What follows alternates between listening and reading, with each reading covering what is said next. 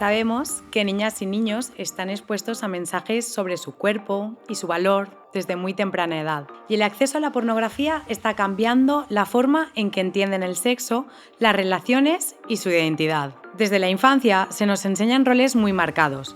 A los niños se les permite ser violentos, hasta se les anima en ocasiones, mientras que a las niñas se nos inculca que debemos soportarlo. Actos que parecen inocentes, como levantar la falda de una niña o hacer comentarios sobre su cuerpo, se excusan como cosas de niños, pero ¿qué ocurre cuando normalizamos estos comportamientos? Se sientan las bases de una cultura de abuso que afecta a las mujeres en el futuro. A las niñas también se les enseñan desde pequeñas que su valor está ligado a su apariencia física. Comentarios como «qué guapa estás» refuerzan esta idea, y con ello vienen sacrificios en nombre de la belleza, ropa incómoda, peinados dolorosos y un sinfín de mensajes sobre cómo deben verse. Esto no desaparece con la adolescencia, sino que se intensifica con la presión que las redes sociales nos imparten, que premian la exposición de cuerpos y refuerzan los estereotipos de género.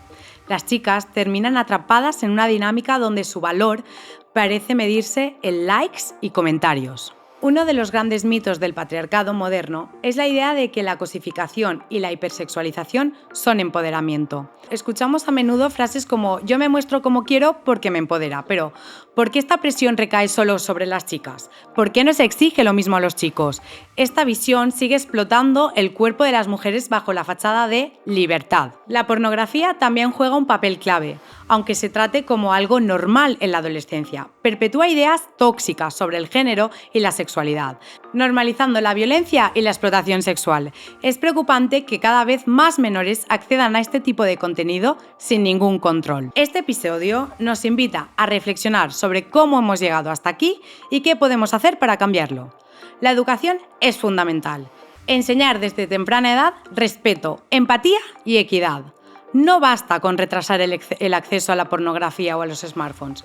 Necesitamos crear un entorno donde niñas y niños crezcan sin estos roles destructivos y puedan desarrollar su verdadero valor, basada en su dignidad y capacidades. Nosotras, desde Federación Mujeres Jóvenes, estamos trabajando ahora mismo dentro del proyecto Resistencia Feminista, en visibilizar y sensibilizar en torno a las distintas formas de violencia contra las mujeres jóvenes, con el objetivo de sacar a la luz la complejidad de este grave problema. Bienvenidas a todas a Poco nos quejamos, un espacio de Federación Mujeres Jóvenes. Mi nombre es Laura Barrios Oliver, formo parte de la Junta Directiva de Federación Mujeres Jóvenes, soy feminista, entre otras cosas, porque he visto que las princesas pueden rescatar dragones mejor que los príncipes. Soy maestra de educación primaria y audición en lenguaje y soy valenciana y tengo un máster en paellas y falleras. Desde Federación Mujeres estamos muy contentas en compartir este espacio con vosotras y seguro que va a ser un ratito muy enriquecedor.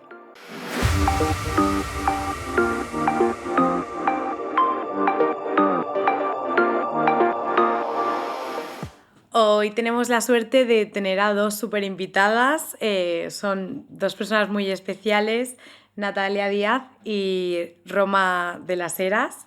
Bienvenidas. Bueno, Natalia Díaz es conocida como Medianoche Tuve, es activista contra la explotación infantil en redes sociales y precursora del movimiento anti-shirting. Y por otro lado tenemos a Roma de las Heras, sexóloga feminista, especializada en enfoque de derechos y diversidad y trabaja en educación sexual con adolescentes, familias y profesorado. Muchísimas gracias a las dos por venir y bueno, vamos a empezar a hablar un poquito aquí, ¿no? La construcción de roles de género y la normalización de la violencia. Desde pequeñas las niñas reciben mensajes sobre su cuerpo y los niños pues aprenden a ejercer violencia a veces de forma sutil. ¿Cómo creéis que estas microviolencias que se dan en la infancia, como levantar la falda de una niña o robar un beso sin ninguna impunidad, ¿no? Porque son cosas de niños, preparan el terreno para formas más grandes de abuso en la adolescencia y en la vida adulta? ¿Quieres empezar tú? Bueno, es un espacio de amigas, entonces pues Sí. como queráis, empezáis como queráis, os interrumpís las veces que queráis, a mí también, o sea, sentiros libres completamente. Vale, pues a ver, yo creo que hay una cuestión súper básica y súper fundamental que creo que nos va a acompañar en todo el podcast que tiene que ver con la falta de educación sexual, ¿no? O sea, esto que hablabas tú de levantar la falda, robar un beso, ahí hay, por un lado, una falta absoluta de ese concepto de mi cuerpo es mío, ¿no? Que quizá tenemos mucho más claro cuando somos adultas y que la infancia también lo tiene, ¿no? Tanto las niñas como los niños, ¿no? Como toda esa construcción de mi cuerpo es mío, yo puedo tomar decisiones sobre con quién lo comparto, cuándo lo comparto, yo puedo hablar de cómo me siento cuando mi cuerpo es visto o me están tocando y lo mismo que necesitamos aprender de los cuerpos de las demás personas, ¿no? ¿Qué pasa? Que eso en la infancia pues no lo tenemos, ¿no? En la infancia es como tenemos muy poca educación sexual, que nos hable explícitamente sobre mi cuerpo, las partes íntimas, cómo negociar con otras personas, cómo acercarte al cuerpo de otras personas, súper atravesada por el género, ¿no? Es como los cuerpos de las mujeres vienen a ser invadidos y los cuerpos de los chicos, y los chicos pues tienen toda esa socialización de género de hacer, iniciar, invadir, iniciar esa interactuación, ¿no? Claro, y luego está esta segunda cosa de son cosas de niñas, ¿no? Son cosas de niños, como la absoluta pues es un poco de desprecio también, ¿no? Por las necesidades, los deseos, la capacidad de decisión, ¿no? De los niños y de las niñas, especialmente de las niñas.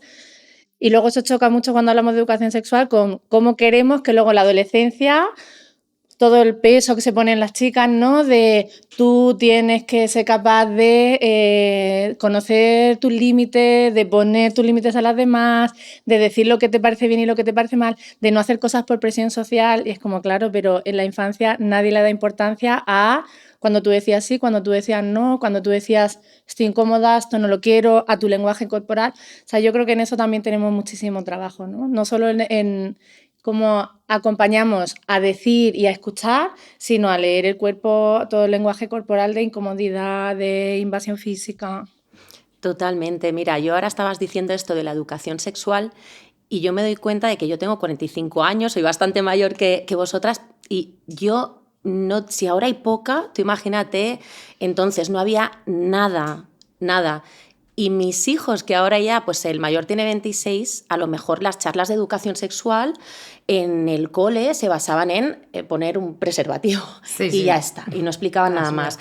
Entonces tú fíjate hasta qué punto llega esto, que yo me entero de, y esto es algo muy, muy personal que solo voy a contar aquí por primera vez, yo me entero de que he sufrido violencia sexual porque un personaje, un influencer, en un podcast hace unos años dice abiertamente que él, sin permiso de las chicas con las que se acuesta, acaba dentro y que lo hace para ver si las deja embarazadas y que cuando ella se da cuenta, él dice, bueno, es que soy estéril, para que no pueda tomar la pastilla el día después, para que no pueda hacer nada y ya se encuentre pues, con el tema de estar embarazada y ya no pueda, bueno, pues tiene que decidir una de dos, o tenerlo sin ella haber querido que este fuera el momento, o interrumpir el embarazo, lo cual también le supone pues, un trauma porque ella no quería eso, o sea. Y yo me entero de que esto es abuso sexual con 43 años tenía entonces. Y eso es un shock. Y yo pensé, ostras, esto le ha pasado a un montón de gente y a un montón de mujeres. Y si este tío está diciendo esto, riéndose, todos le están aplaudiendo, los demás tíos le están riendo la gracia, esto es que está totalmente normalizado.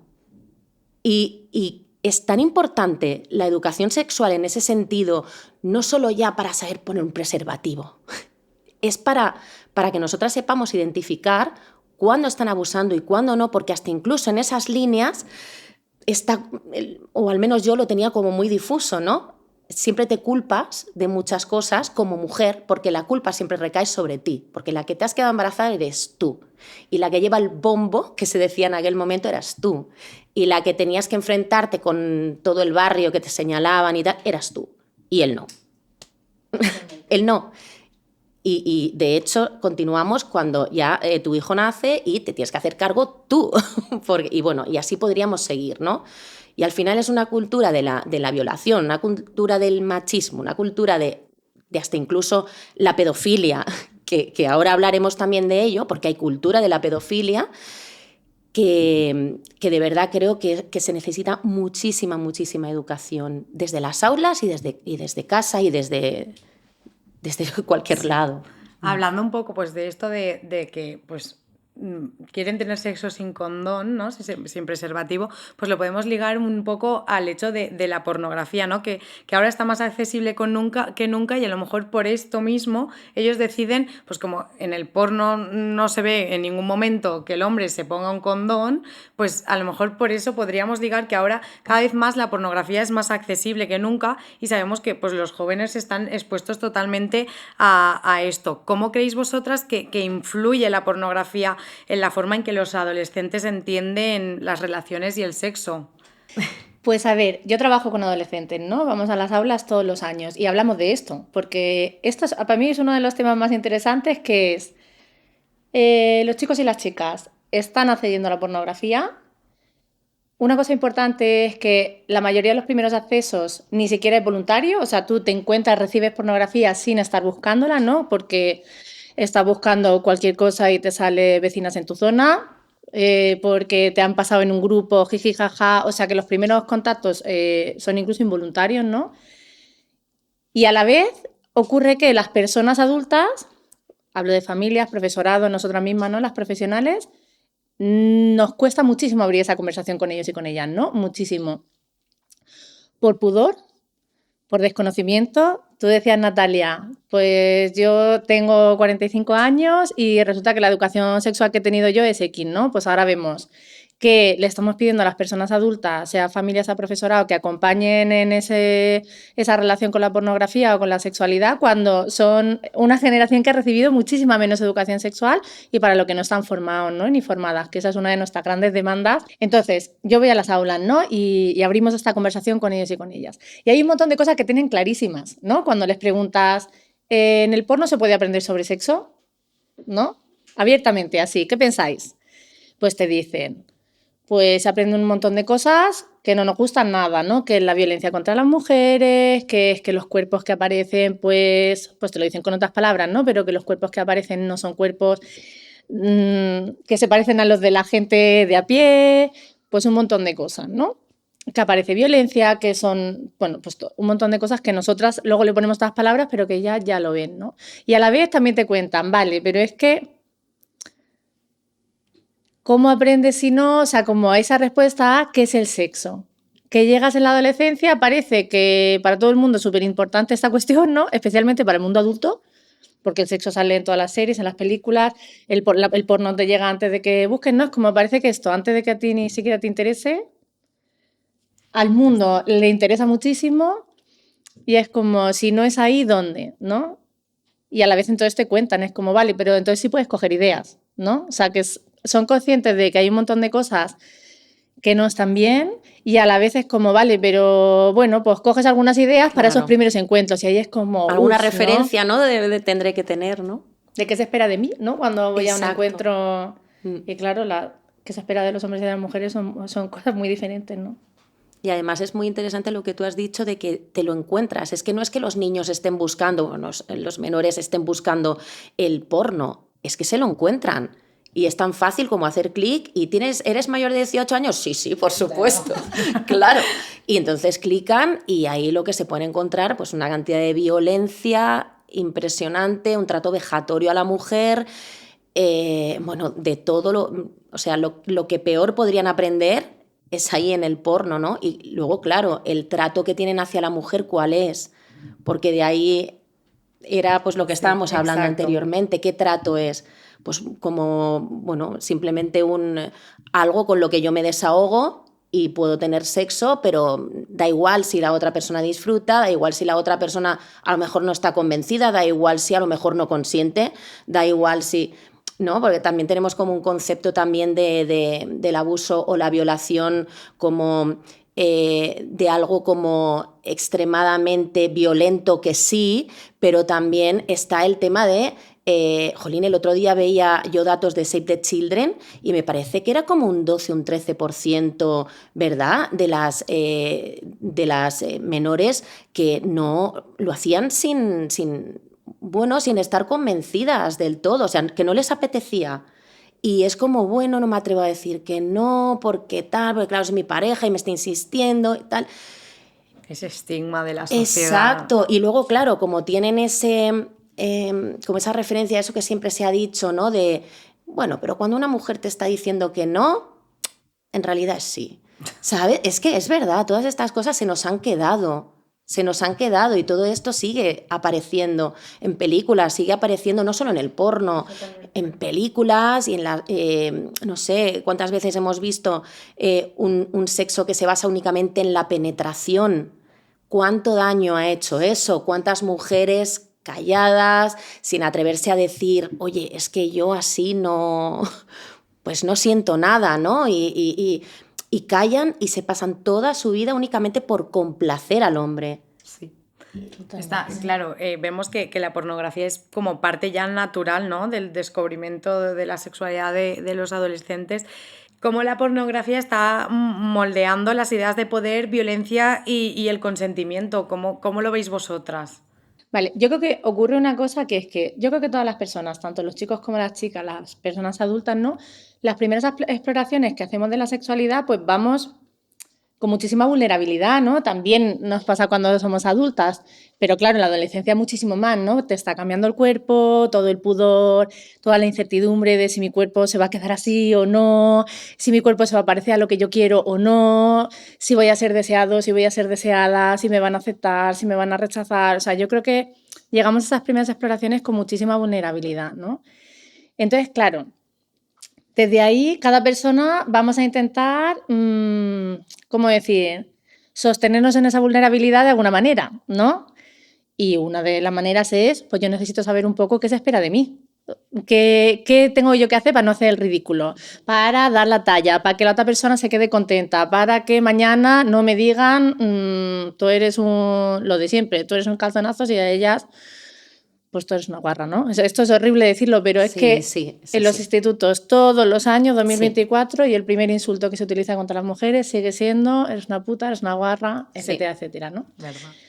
Claro, entonces, ¿qué pasa? Que si yo soy un chico, ahora ya si podemos hablar de como del impacto que tiene diferencial, ¿no? Tanto los hombres como las mujeres. Si yo soy un chico y a mí lo que me han enseñado, no solo en el porno, sino que cuando yo he llegado ahí ya me han enseñado una educación, ¿no?, diferenciada de género desde la infancia. Me han enseñado que yo tengo que saber lo que hago, que yo tengo que llevar la iniciativa, que si yo pregunto, y más a mi pareja o a alguien que me gusta o más en la sexualidad, es que soy un calzonazos, es humillante para los hombres no saber. Seguimos estas cosas que nos parecen antiguas, no lo son. Y si vemos a los youtubers modernos que están como actualizando los discursos machistas de la sexualidad y de la seducción, encontramos lo mismo. Es como el control del discurso, el control de la iniciativa. Entonces, claro, si yo tengo todo ese aprendizaje y de repente es como, venga, ahora tengo que, ¿no?, voy a la exploración de la sexualidad, junta la vulnerabilidad con él, yo tengo que dar la talla. Y dar la talla significa mostrar que sé. Y si tengo que mostrar que sé, no puedo preguntar. Entonces, claro, quiero decir que no siempre tenemos chicos que no les importe la persona que tienen delante, ¿no? Que muchas veces tenemos chicos que no pueden ocuparse de eso. No pueden. Sí pueden. Quiero decir que necesitan mucha educación sexual y mucho apoyo todos los años de antes para que tú puedas llegar ahí y decir, sí, mis inseguridades y mi vulnerabilidad son importantes y las de la persona que tengo delante también, que yo creo que en masculinidades, en el podcast también salió mucho este tema, ¿no? Es como no solo lo tuyo, es que tienes una persona delante, ¿no? Y creo que a las chicas en el otro lado nos han entrenado para todo lo contrario, ¿no? Para llegar a la sexualidad a la otra persona, que, sorpresa para nadie, se espera que sea un chico, ¿no? En plan, exacto. Claro, porque luego si hablamos de chicas con chicas tenemos otra peli, ¿no? Pero para las chicas es el entreno contrario, es ¿cómo estás tú? ¿Qué tengo que hacer para que tú te quedes contento, satisfecho? Porque además, si no, el castigo para mí es mucho peor, que es la amenaza de la violencia. Las chicas llegamos a la sexualidad con la amenaza de la violencia, ¿no? Entonces, claro, juntas esas dos educaciones y las personitas que tienes ahí igual son unas personitas no súper en otros ámbitos se manejan de otras maneras, ¿no? Pero es un en el cóctel sexo terrible. se supone que lo que se espera de ellos es eso. Sin ninguna educación sexual que te permita distanciarte un poco de todo eso, ¿no? Exactamente. Incluso al hilo que habíais dicho de cómo empezaba todo con las bromas en la escuela, de levantar la faldita y tal, tú fíjate cómo ha evolucionado todo, pero se sigue haciendo lo mismo. Por ejemplo, con el tema de la inteligencia artificial. Ahora las niñas en clase, pues los compañeros pues les hacen el tipo de bromas de, bueno, pues ahora que es la inteligencia artificial, ya no es levantar la falda, pues hacemos desnudos y jaja, mira qué gracia.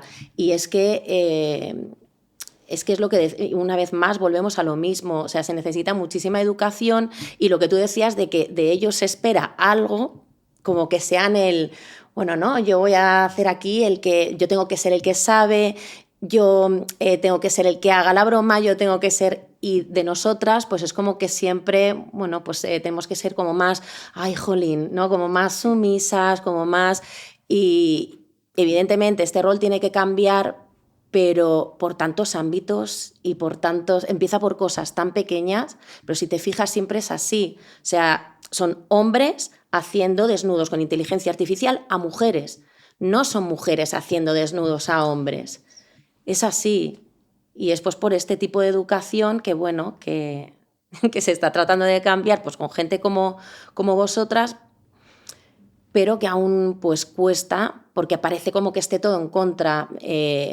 al menos en el terreno digital, con el tema del porno. ¿Qué se hace con esto?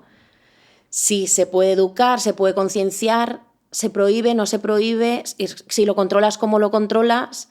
¿Qué haces? ¿Cómo controlas el acceso? ¿Cómo controlas el tema de la edad? ¿Cómo...? ¿No? Es algo, creo yo, que es bastante difícil y esto tiene un gran debate, porque no sé, vosotras qué creéis, no sé, qué creéis que se podría hacer, por ejemplo, con el tema del porno para que no tuvieran acceso a lo mejor tan jóvenes a eso, o cómo se podría tratar, no sé, es un... A ver, es complicado, evidentemente, ¿no? Ir a un niño que está ahí, porque encima el estigma también de los que te rodean, ¿no? Al final, un niño ve porno, le lo dice en el cole, el otro, pues, ay, voy a verlo yo también para ser igual de machote que el otro. Al final, los estereotipos que también les dicen a los niños que tienen que consumir porno para...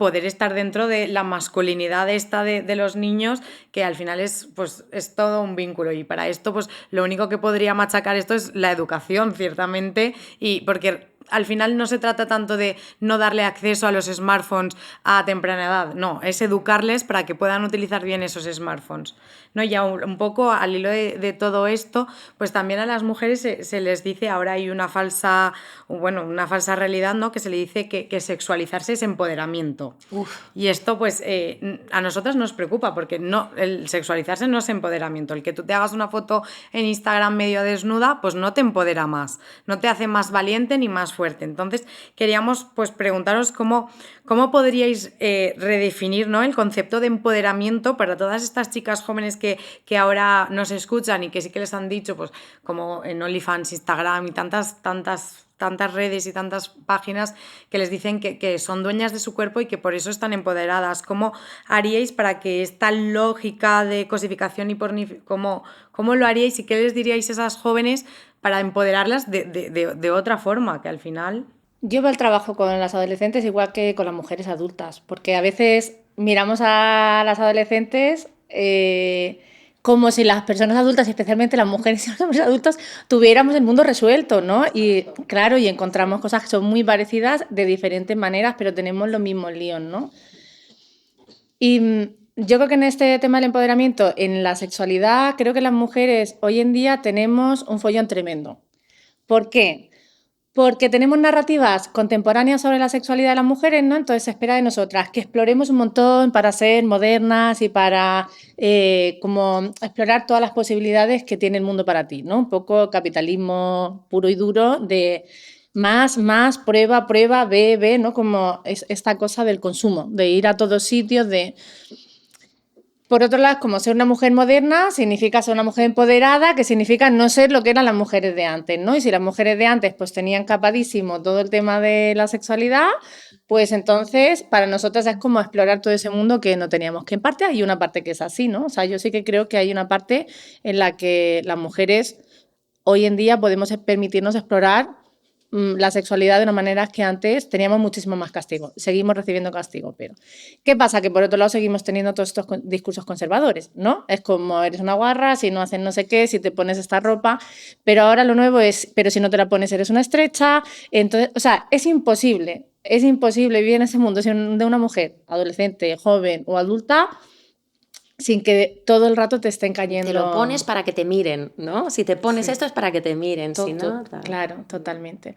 Entonces, no sé, o sea, el trabajo que hacemos nosotras, o sea, yo pienso que el empoderamiento va en la dirección de poder tomar decisiones sobre tu vida, ¿no? Y poder tomar decisiones sobre tu cuerpo, que es una cosa muy diferente y además puede verse de una forma distinta, depende de cada mujer, ¿no? Es como, ¿cómo puedo yo tener más autonomía para tomar decisiones sobre mi cuerpo y sobre mi vida, ¿no? Y en la sexualidad creo que trabajamos mucho es que tener más capacidad de decisión tiene que ver con decir sí cuando te apetece, con el poder explorar cosas sin que te machaquen, sin que se utilice contra ti, etcétera, etcétera. Y también tiene que ver con poder decir no y no recibir violencia, que es lo que tenemos ahora, ¿no? Es como, lo decía antes, es como las mujeres vivimos la sexualidad con una amenaza de la violencia de... Pues es que las mujeres fingen orgasmo. Bueno, pues es que a veces estás en un encuentro erótico con un chico que puede ser tu pareja, puede ser un chico con el que te has liado con... La mayoría de las agresiones sexuales las ejercen hombres que tienen confianza con la mujer a la que victimizan, ¿no? Frente a ese estereotipo del violador de las 5 de la mañana desconocido en una calle, ¿no? Y es como, ¿y por qué se da en esa situación? Porque tengo acceso a una situación en la que estás muy vulnerable. Y a veces las mujeres hacemos lo que necesitamos para poder salir de esas situaciones lo más indemnes posible, ¿no? Entonces, ¿qué quiero decir? Que para mí estar empoderada en la sexualidad tiene que ver a nivel individual con que podamos tomar más decisiones sobre nuestro cuerpo y sobre cómo nos sentimos y lo que queremos hacer, que tiene que ver con decir sí a veces y a veces con poder decir no, y sobre todo el empoderamiento tiene que ver con algo colectivo. O sea, eso yo no lo voy a poder hacer si no cambia como todas las narrativas sociales, la forma, antes decías al principio, los besos robados, las faldas que se levantan, la inteligencia artificial, es como las cosas de niñas o cosas de niños. Si las personas adultas, si volvemos a la adolescencia, no intervienen, no dicen esto hay que cambiarlo, esto no puede ser así, ¿no? O sea, es una cuestión que tiene que ver con una transformación social, ¿no? No te puedes empoderar tú sola. Eso es imposible, ¿no? A mí lo que me da mucho miedo es la hipersexualización infantil. Eso sí que me da miedo en las redes sociales porque lo veo constantemente en niñas que, bueno, pues están simplemente pues imitando también lo que ven, ¿no? En las influencers que les gusta y lo que ven. Pero claro, tú te paras a mirar en la caja de comentarios de esos vídeos y si no hay 300 comentarios, todos de depredadores, porque son hombres adultos, tú te pones a mirar los perfiles y son todos hombres adultos que siguen a la vez a otros perfiles de niñas. Entonces, tú ves esos comentarios y dices, wow, este esquema que tiene mucha gente de que solo existe, a lo mejor te puedes encontrar un pedófilo por la vida. No, hay toda una cultura, repito, toda una cultura de la pedofilia y lo puedes ver ahí. O sea, son comentarios y comentarios y el típico...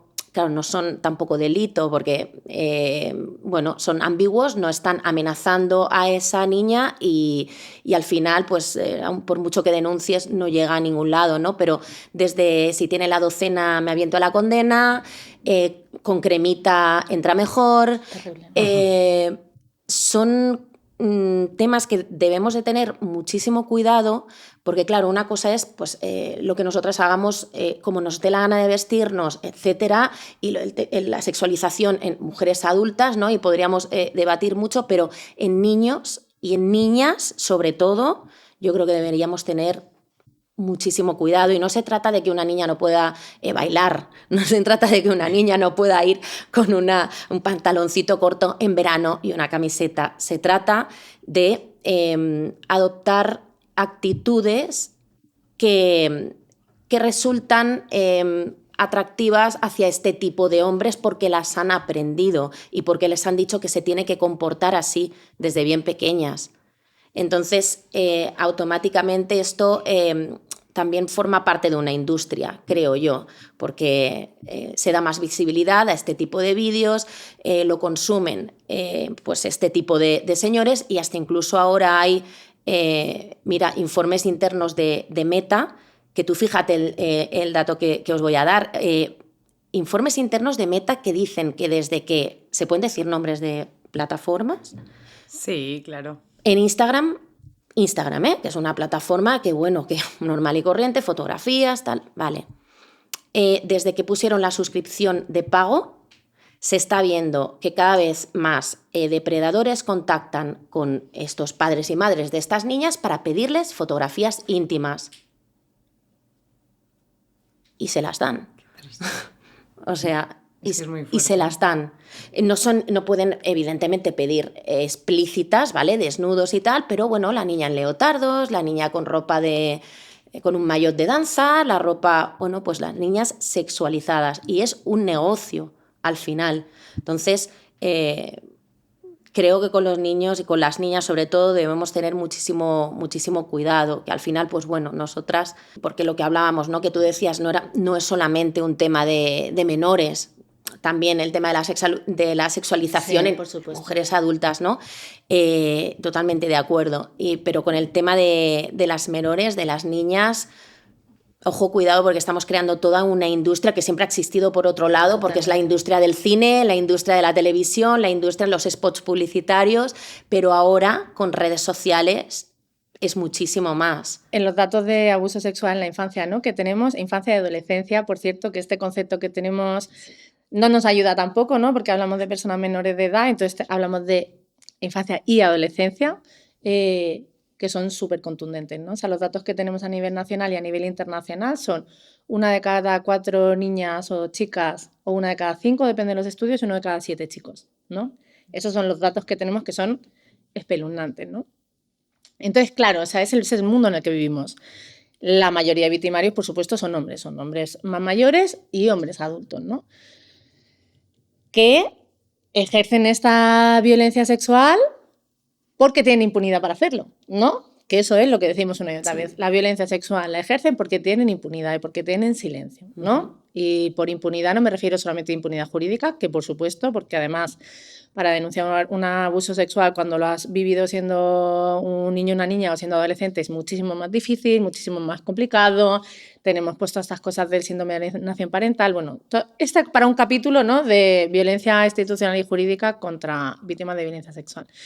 Pero claro, estaba pensando, es que todo este mundo de señores y toda esta industria ¿no? que sirve a estos consumidores, ¿no? Que viven con total impunidad esa violencia sexual hacia los menores y las menores, ahora tienen acceso a Internet, ¿no? Y toda esa industria se ha actualizado a nivel digital. Y entonces, claro, tenemos, pues entras en YouTube y pones unos emoticonos y resulta que berenjena con gotita con no sé cuánto significa pornografía y tienes ahí acceso a... Y por supuesto tienes acceso a pornografía infantil, ¿no? Que por cierto ya no le llamamos pornografía infantil, es material de agresiones sexuales contra menores y adolescentes, de explotación, ¿no? Sexual infantil. De explotación sexual infantil. Entonces, claro, no, estaba pensando como en total impunidad, claro, porque al final es como nos encontramos con la misma frustración de siempre, que es ¿bajo qué normativa están funcionando esas plataformas? ¿Cómo se les puede pedir responsabilidades cuando de repente sacan, pues yo qué sé, el informe interno que resulta que sabían perfectamente que se estaba consumiendo, ¿no? O pidiendo contenido de violencia sexual contra menores, de explotación sexual, y no están haciendo absolutamente nada, ¿no? Y en los directos también, ¿eh? O sea, directos de TikTok, donde, bueno, pues menores se desnudaban a cambio de monedas virtuales. O sea, estamos hablando de cosas que, claro, luego las plataformas pues se hinchan mucho, ¿no? Diciendo que, bueno, tienen unas medidas de protección increíbles y la verdad es que no tienen nada porque... Yo he estado tranquilamente viendo directos, aquello que te pones a pasar y ves cosas increíbles. Y por norma, ¿eh? O sea, por norma, no es algo que dicen, uy, se les ha escapado. Yeah. O sea, y de hecho hay muchas influencers que a día de hoy pues ya son mayores de edad, ¿no? Pero que a lo mejor empezaron con 12, 13 años y ellas explican cómo, bueno, pues hacían directos y estos señores les decían, pues, enseña las tetas, así Claro. claramente, enseña las tetas a una niña y ella decir, señor, que soy una niña, y al mismo tiempo estar en una plataforma siendo una niña. Es que es muy... Hablando un poco pues, de los hombres, ¿no? ¿Cómo afecta la exposición a la pornografía a los chicos jóvenes en términos de cómo construyen su idea de masculinidad y de sus expectativas sobre las relaciones con las mujeres? Porque todo esto viene dado a que nunca es una mujer la que pide fotos desnudos, siempre, como estábamos hablando antes, ¿cómo veis que todo esto es la pornografía la que afecta? En todo. O sea, es un ejemplo de lo que no se debe hacer. O sea, tú piensas que la pornografía incluye todo, incluye violencia, incluye trato vejatorio hacia la mujer, incluye un machismo increíble, violaciones, abusos. Entonces, que un menor, ¿vale? O que un adolescente empiece a ver que esto es algo normal y que incluso a nosotras nos puede gustar, porque claro, si tú te das cuenta, en la pornografía parece que el hombre esté ahí viéndolas pasar y la mujer nos roza en una oreja y es como, ¡oh! ¿Sabes? Es como, ostras, se está construyendo no sé, hay un relato del sexo y de lo que a la mujer nos gusta y de lo que a la mujer nos complace que no es real y que es para mí súper violento. Claro, ¿cómo luego cuando llegan a la edad adulta no van a ver algo normal y corriente, decirle a una chica, me da igual, chica, joven, mujer, te haría esto, te haría lo otro, si realmente está totalmente normalizado? Porque está totalmente normalizado. Y ahí volvemos a lo mismo, ¿no? ¿Por qué no somos nosotras las que vemos un vídeo de un chico y le decimos, te haría esto, madre mía, es que con crema... ¿Por qué? Pues todo viene de ahí, bueno, y de la educación que recibimos en casa, pero sí que es verdad que viene una parte muy importante de la pornografía. O sea, para mí en pornografía salen, o sea, aberraciones. Y bueno, pues esto lo están normalizando ellos.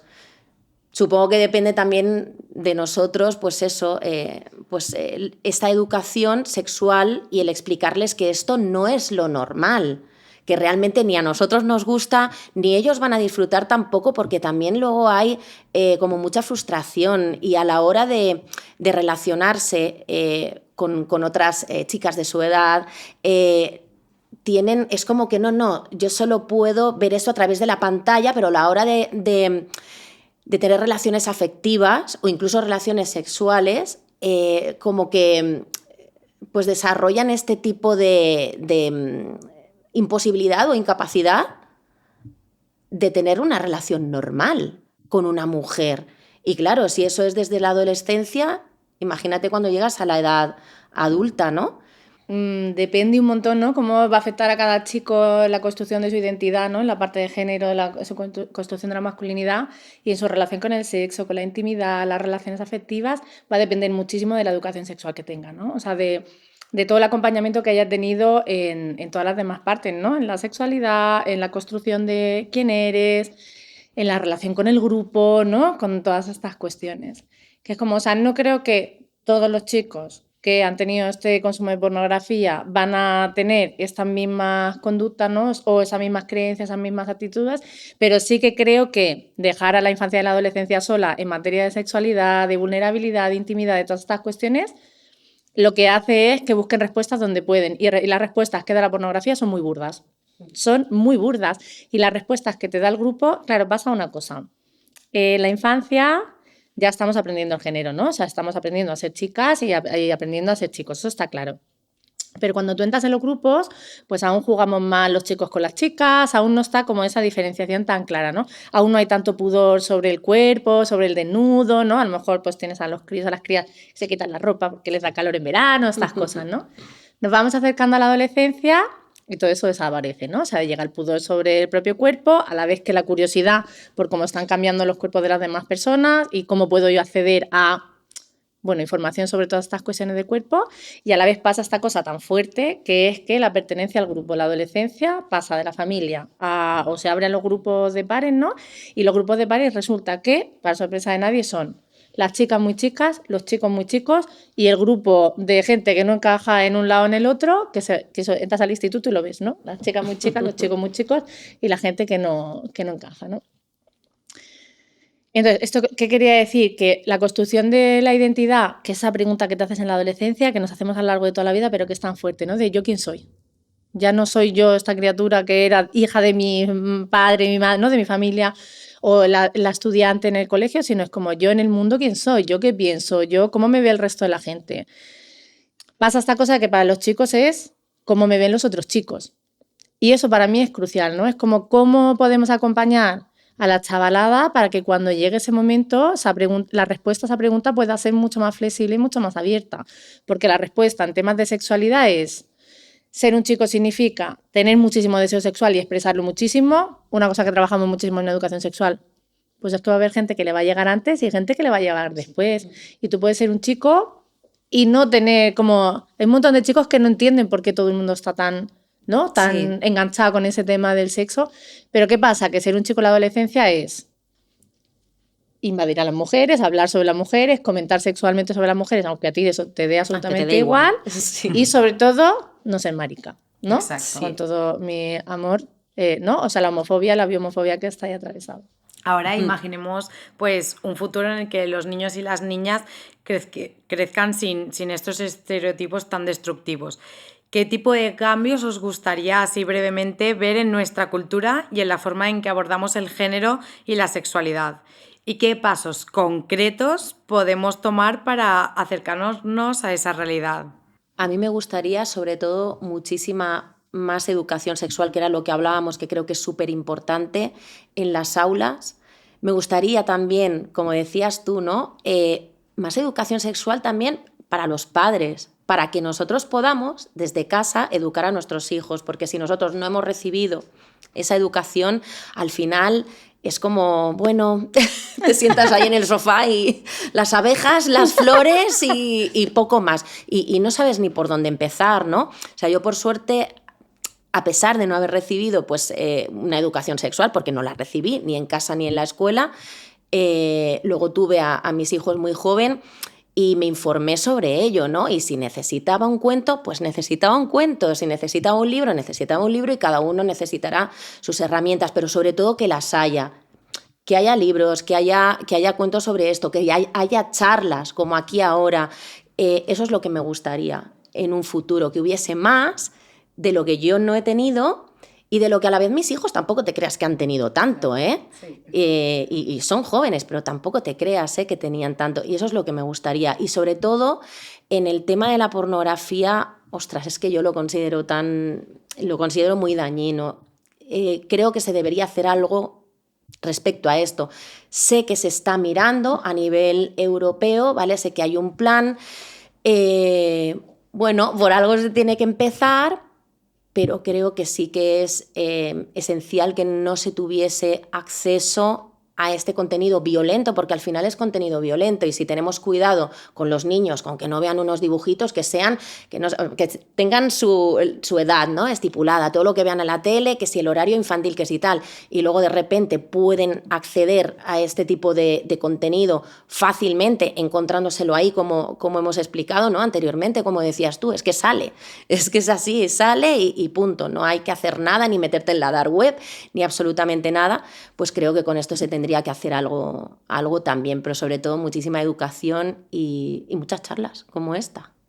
Pues es como cuando con el tema del bullying, ¿no? Que, por ejemplo, siempre pensamos, ay, ¿qué pasará si a mi hijo le hacen bullying? No, y plantéate, ¿qué pasará si tu hijo es el bullying? Exacto. Y puede pasar perfectamente. Exacto. Y pasa, y hay que saber qué hacer. Entonces, esto que has dicho me parece súper importante, porque es así. O sea, con el tema de la inteligencia artificial igual, seguramente ese niño, que no tiene por qué ser un depredador, no tiene ni idea de que lo que ha hecho está tan mal. Exacto. Y sin embargo le puede hacer mucho daño a sus compañeras a la que se lo ha hecho, ¿no? Exacto. Entonces, claro.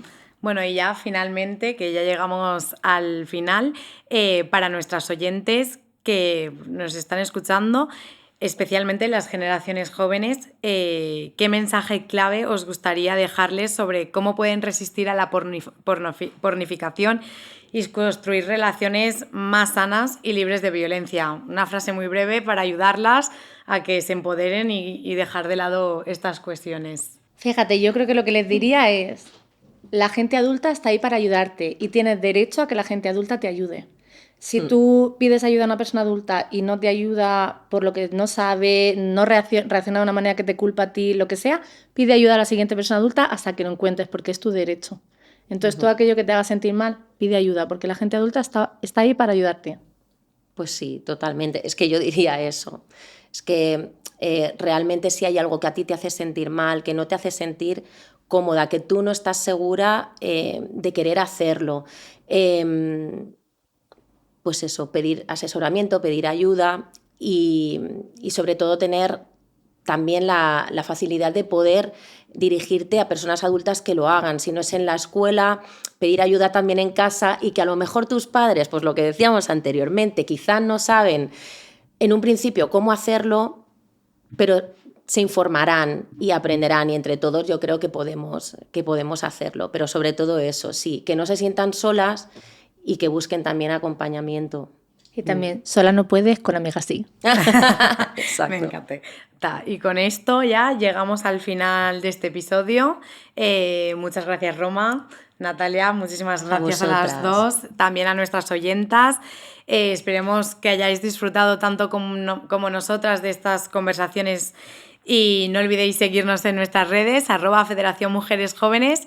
Y bueno, nos vemos en el próximo episodio de Poco Nos Quejamos, porque amigas, menos mal que las mujeres buscamos justicia y no venganza.